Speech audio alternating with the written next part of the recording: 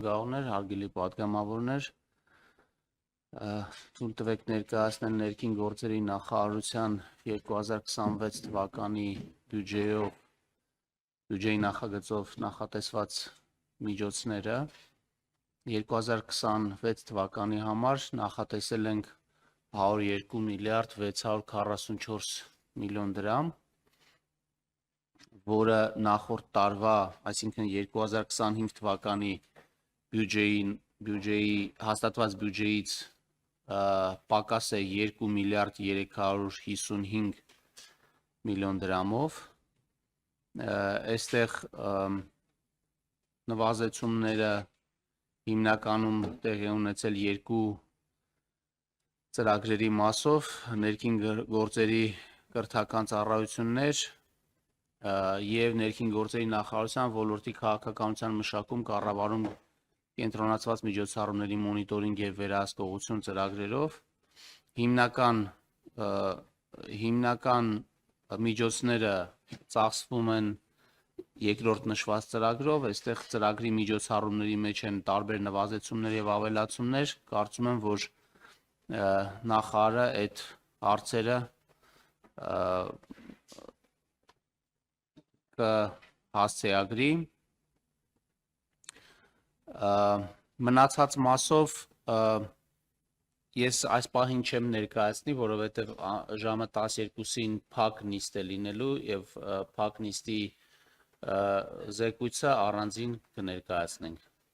Շնորհակալություն, պարոն Հովհաննիսյան, եթե ֆինանսական մասերով հարցեր կան, հարգելի պատգամավորներ, խնդրեմ, պարոն Մանուկյան։ Պարոն Հովհաննիսյան, փաստորեն ներքին գործերի նախարարության հատկացումները մոտ 2.5 միլիարդով պակասում։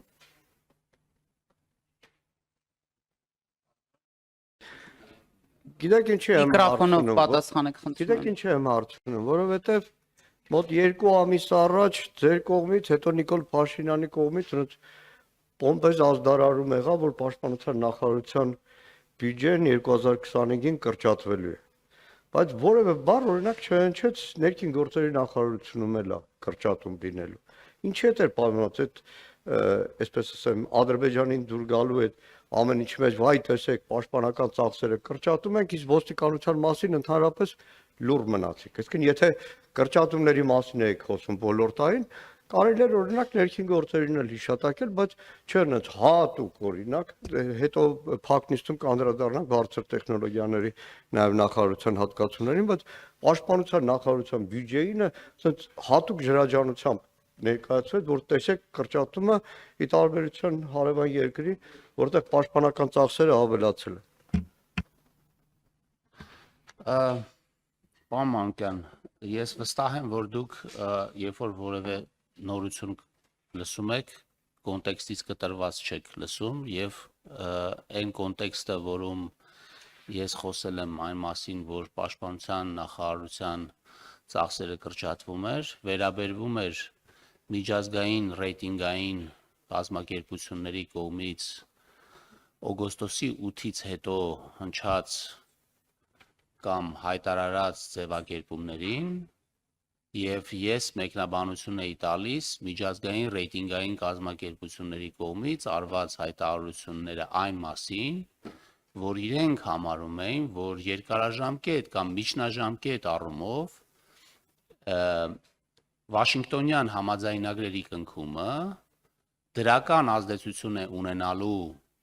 Հայաստանի Հանրապետության ֆիսկալ կայունության վրա և մասնավորապես հաշվի առնելով այն, որ խաղաղության պայմաններում Հայաստանը ստիպված չի լինելու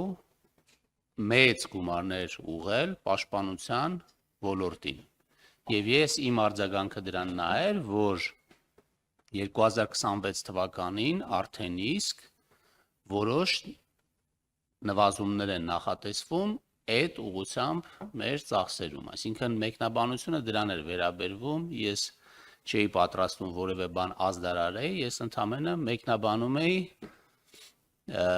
մեկնաբանում էի միջազգային ռեյտինգային ընկերության կողմից արված հայտարարությունը և դա բյուջեի պլանավորման հետ այդ պահին դեռ կապ չուներ, որովհետև ես խոսում էի այն մասին, ինչի մասին հայտարարել էինք դեռևս հունիս ամսվա սկզբին միջնաժամկետ ծախսային ծրագիրը հաստատելուց, երբ որ հաստատվել էին մարմինների չափաբաժինները։ Այսքանը։ Իսկ ինչ վերաբերվում է առանձին գերատեսչությունների ծախսերի նվազմանը եւ ավելացմանը, ապա այդ բոլոր ծախսերը եւ ծախսերի նվազումները եւ ավելացումները պարզ են դառնում, երբ որ մենք մանրակրկիտ անդրադառնում ենք ծախսակազմումներին, այն ռեֆորմներին, որը տեղի ունենում տարբեր ոլորտներում, ինչպես գիտեք, ներքին գործերի նախարարությունում վերակազմավորումներ են տեղի ունեցել եւ տեղի ունենալու մյուս տարի եւ դրանով պայմանավորված է այն փոփոխությունները, որոնք արտացոլված են նաեւ բյուջեում, դա կապված է գվարդիայի ստեղծման, տարբեր սորաբաժանումների լուծարման գործընթացների հետ, որի բնականաբար, ինչպես ասեցի, նախարարը վստահ եմ մանրամասն ձևով կներկայացնի։ Պարոն Հովհաննիսյան, պարսիկները մի խոսք ունեն, ասում են հալվա ասելով բերանը չի քաղցրանում։ Ինչքան է օգոստոսի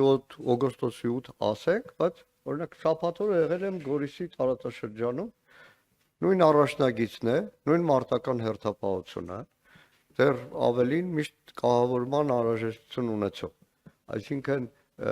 այնպես չի, որ օգոստոսի 8-ից հետո այդ դիրքերը չկան եւ միջազգային կազմակերպությունը չգիտեմ ինչ են աշխատում, բայց իրականությունը այլ է, անցնում է ջերմուկով տեսնում ես օկուպացված տարածքներ, նույնը Տավուշ եւ այլն եւ այլն։ Եվ այստեղ մի հատ ուրիշ հանգամանք էլ կա, իհարկե ԱԱՑ-ի ժամանակ ավելի մանրամասն կանդրադառնանք, օրինակ ԱԱՑ-ի, որ նաեւ սահմանապահ զորքերն է, կապիտալ շինարարության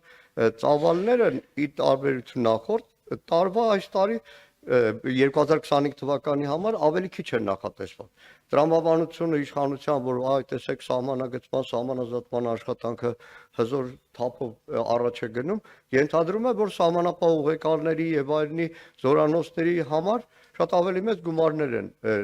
ներդրվելու, որովհետեւ շատ ավելի մեծ խնդիրներ են ունենալու սահմանապահ զորքերը, բայց ոնց որ թե այդպես չէ։